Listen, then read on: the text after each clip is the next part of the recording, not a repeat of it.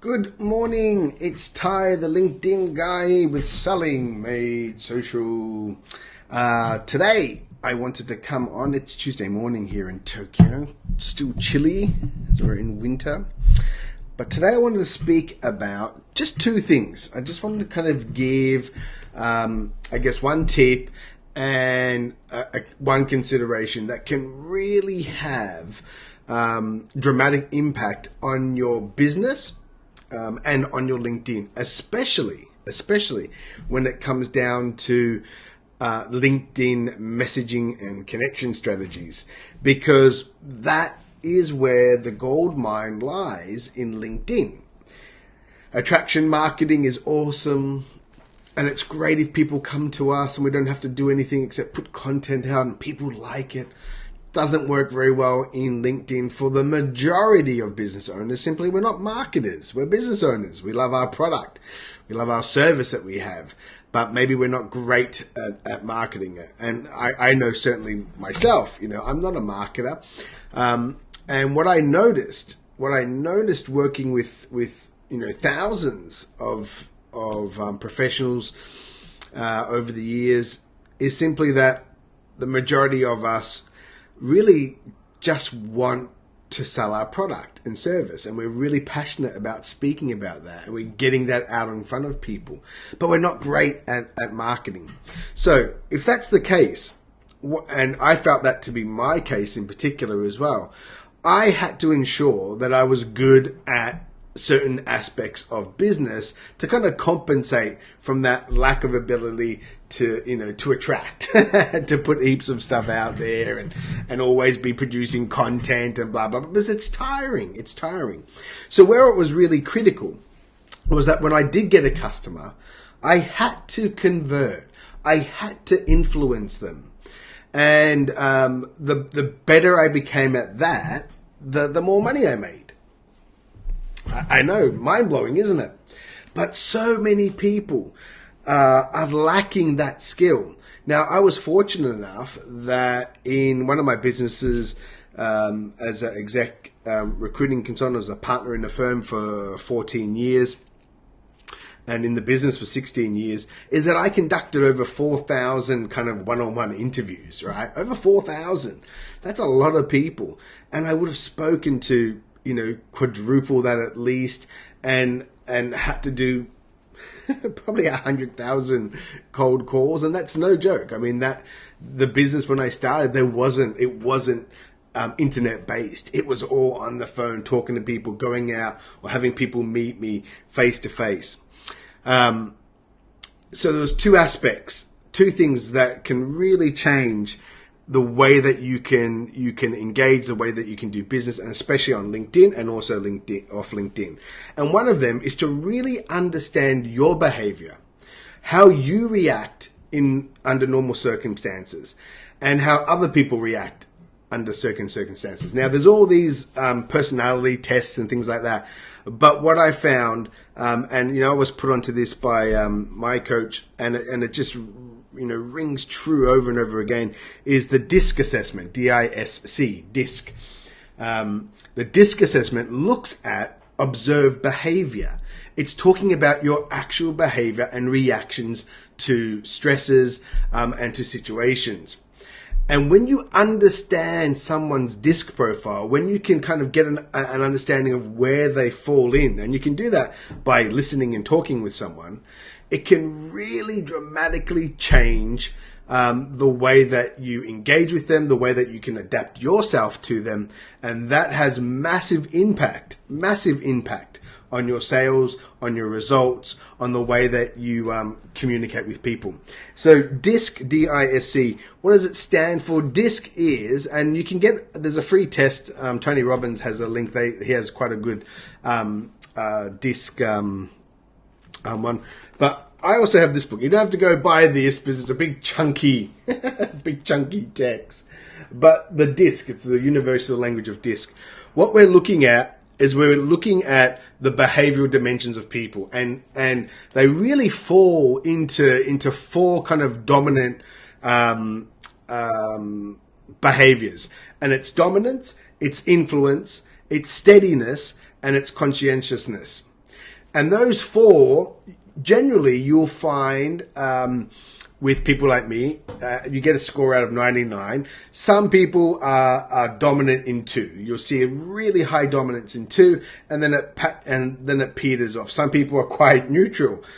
However, when you come across these people and you understand the DISC kind of element, you will start to recognize their behavior and how you react to that. And I can tell you what, as soon as you get on a call with someone, as soon as you're in a discovery call, a sales call, a meeting, a presentation, I am instantly thinking, okay, where is this person on the DISC?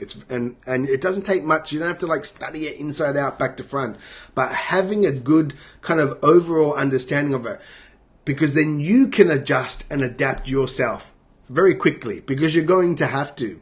Now the DISC, the D, that's the high dominance. These people, they place emphasis on accomplishing results. That's the bottom line. They're all bottom line focused. They are confident. And a lot of entrepreneurs, a lot of business owners that you come across will be high Ds. In the military, I was in the military. A lot of the military are high Ds. Now, their behavior is they see the big picture. They can be very blunt, right? They're going to accept challenges. They want to get straight to the point. If you're all fluff, they talk fast, generally as well. Their ideas come out and they speak what they're thinking. You've got to match that. And this is all about when people talk about matching and mirroring and communication, all that kind of stuff. That's all true. But if you don't know what you're mirroring, if you don't know why you're doing it, you're kind of flying blind. You're flying blind, right? So with DISC, it's dominance. D is for dominance. I'm a 99D. So I see the big picture. I can be very blunt, as many of you who've watched any of my videos will know. And I'm kind of results driven. I don't really care about details. I don't sweat the small stuff. And yes, I've got clients who do sweat the small stuff. They're C's. They're the opposite end of the equation. So I'm a D, they're a C. The thing about them is that they enjoy the independence. They're into that kind of objective reasoning and stuff, but they want the detail. They fear being wrong. And it's quite interesting. A lot of CEOs of larger companies can be a high D and high C, which kind of brings them into conflict. It's a really unusual group, but that's why they tend to be quite exceptional, because they have that drive, but they also have that attention to detail. But those kind of high C people, that's what you're going to see. They place emphasis on that quality, the accuracy, the expertise, the competency. And you'll see it a lot. You'll see it on Facebook. Someone will do a live or someone will make a post. They're the people that are correcting the grammar. Right? They're the ones that are like nitpicking on small detail. They're the ones that are like, well, if this person can't even spell this right, then they're not great at anything. It's like, oh, wow. And for a high D, the high C can be really frustrating. And I coach some high Cs, and I know that's just the way they are, right? And I know that, okay, when I'm dealing with the high C, then I've got to reduce my D, and I have to start to focus on more of the detail. I have to give them the detail. They need the detail. They need the processes, and that's what I'm emphasizing in my conversations with them. If I'm dealing with a high D, I'm going for outcomes. I'm going for, I'm talking faster. I'm getting in there and I'm getting to the point. And that makes a difference. That makes a huge difference in your conversations, because without them, you end up speaking the wrong language to these people, and you're going to turn them off. Yes, Jason, you spot on. Build the picture to make the prospect. Yeah, exactly. Now the I and the S, what are they? Well, that's influence, right? These people place a lot of emphasis on influencing people, persuading others, the kind of openness. They tend to show enthusiasm. They tend to be optimistic. They like to collaborate. They really dislike being ignored. And that's me. I'm a 99D, 99I. So, my default is anger. That's the high D in me. We will go to anger, although we don't feel angry. And that's a lot of things. My wife will always say, why are you so angry? And I'm not angry. I'm not angry. It's enthusiasm for me. That's, but others may perceive it as anger. Well, it is anger, but I don't feel kind of angry. And a lot of high Ds will tell you that. Now, the high I, the thing about them is that we will be easily distracted, right? And you've got to be aware of that. If you're a high I, you're going to be easily distracted. You're going to be extremely talkative in most cases, and you're going to be impulsive. And if you're dealing with a high I on your sales calls and stuff like that, you'll hear they'll be talking positivity. Sometimes they can be delusional in their optimism. So you've got to be careful with that as well. And if you have them a high I on your team, a dominant I, well, you know that they're going to be talking. If you know that they want to talk things through, they don't want to be ignored. They want their voice heard. Really, really important. And when you have that type of person on the phone in particular, you've got to engage. You've got to engage with them. You've got to go with it a little bit. You can't just ignore that. They need that. They need that in the call. They need that in your conversations. Really important. They also tend to be pretty good team players, which is great. Now, the S in DISC, that is for steadiness. Now, those people, they're kind of hesitant. Yeah, they're calm in most cases. They have this kind of calm demeanor about them. They can be quite stubborn. They don't like to be rushed. And you may come across high S, high C people. When you come across them, you've got to slow down yourself, right? If I came at a high S, high C person at my high D, high I, they're not going to appreciate it. They want the steadiness. They want that calmness. Now, can you see the difference when I'm talking about the high S and the high C, how I will adapt to that? And that's really important. You need to adapt. Now, for me, staying in this high S, high C, it's really, really hard. Because I'm a high D, high I. So one of the things that I learned to do, which is really important, and I can credit Mark von Musa for this, when I do my calls, I will have DISC written on the top of my paper, and I will circle what they are. Are they a high SC, or are they more on the DI side? And it reminds me, slow down, Tyrone. Speak with detail. Be calmer. That's what they like. That's how they're going to respond. See, that kills me. To be like that kills me. But that's how you have to be. Because if you're all high D and high I on them, it doesn't resonate. It doesn't resonate. First question, Myers-Briggs. Myers-Briggs is a load of shit. It's bullshit. It's as simple as that. Myers-Briggs was made by a mother and daughter team who were trying to evaluate the marriage compatibility of the woman's future husband. And they took some psychology elements from I can't remember the scientist, a psychiatrist before. They took some of that and they made a parlor quiz. It was a quiz basically. And then no professional psychiatrist, no professional psychologist. It's not used by the industry at all as a tool. Now the licensing owners of Myers-Briggs, they're making a couple $1 million a year out of it. So of course they're pushing it, and everyone's like, "Oh, it's rubbish." It's not observing behavior at all, and that's why your Myers-Briggs one can change quite frequently. So Myers-Briggs it holds no validity in the scientific community. It seems to be quite a.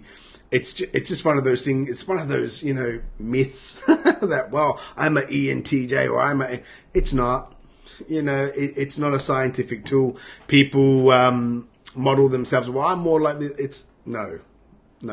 What DISC does, it's looking at observed behavior.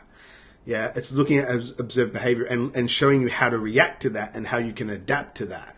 There's a big difference, and it's based on science, where Myers-Briggs was not based. They kind of bastardized some study, and the study that they used, the guy, I can't remember his name off the top of my head, he said just totally disavowed, like, no, this Myers-Briggs thing. Yeah, literally it was made back, I think, in the 30s or even earlier.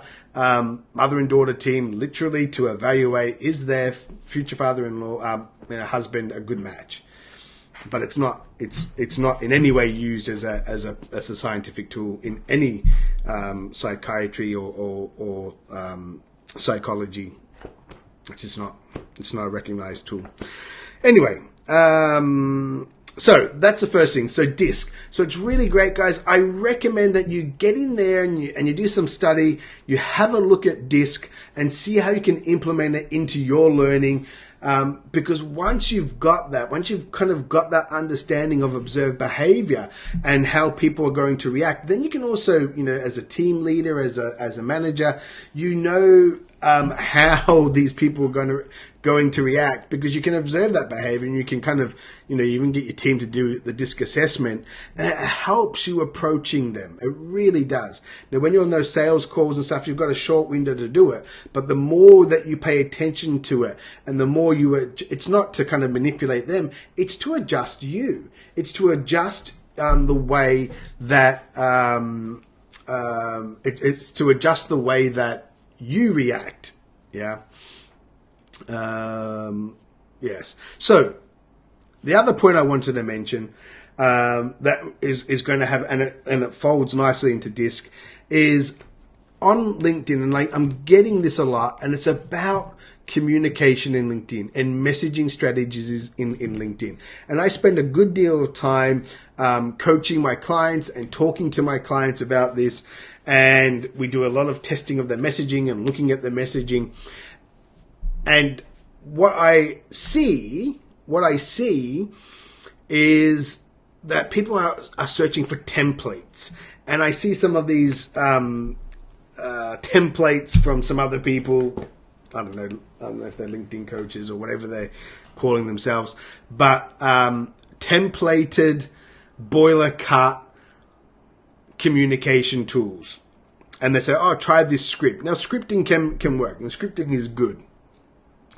However, the stuff that I'm seeing on LinkedIn that is getting sent to me daily, and I get these messages daily, I save these messages, I look at them, and I understand, why they're not working. These people may not understand why they're working. And you will see it in your inbox. You'll get hit with a message. Then you'll get hit with a second message. Then you'll get hit with a third message. They don't convert well. That approach does not, if you are using LinkedIn Messenger like you are using automated mail sequences, you're missing the point of LinkedIn totally. You just are. And your conversions are always going to be low. The way that you make money on LinkedIn, it's a contact sport.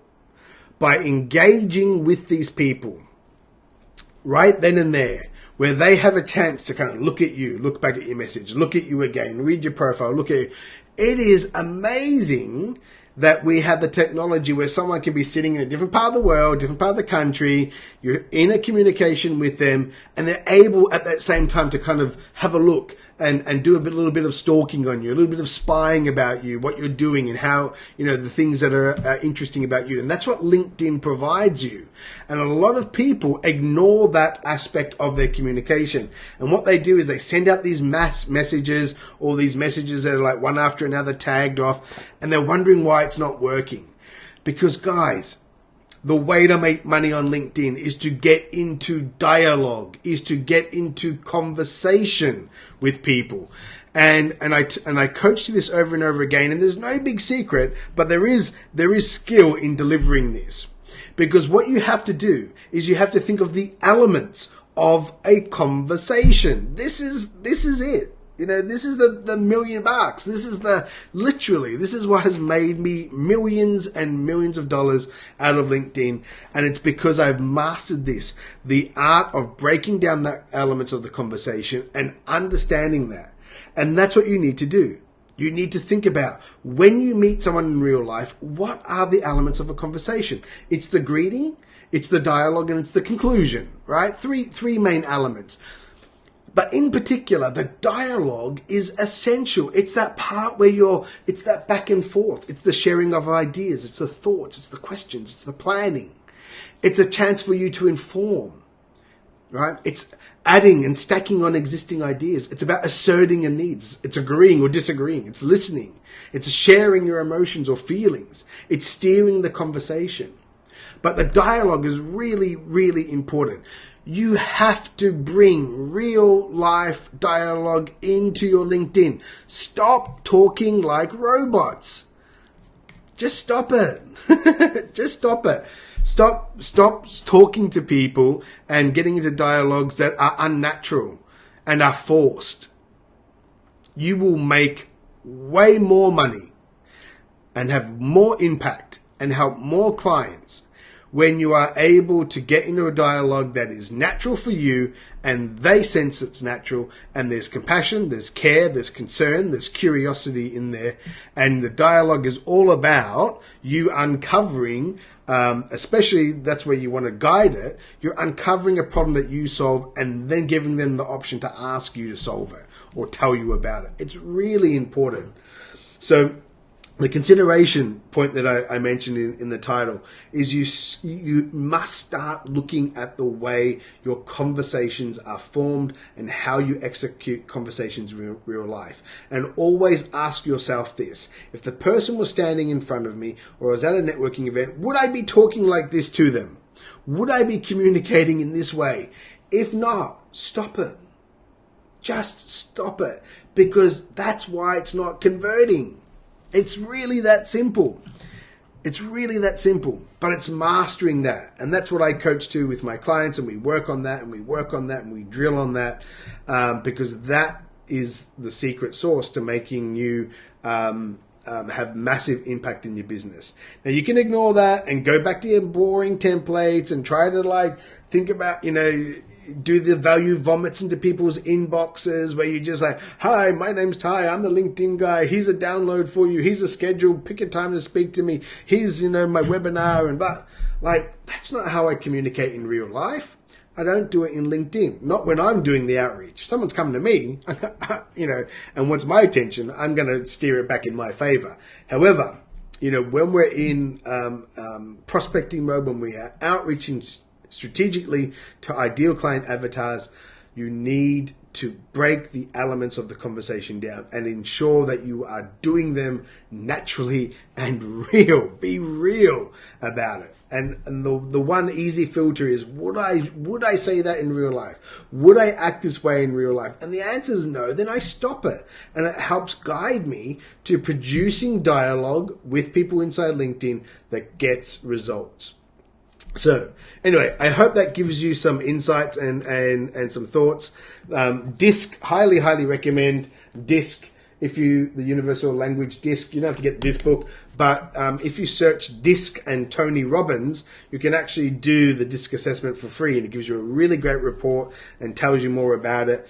Just search in Google Tony Robbins DISC assessment. Highly recommend it, and start to learn that if you don't already know it. So, all right, I'm done. If there's any questions, please reach out. Cheers. Bye-bye.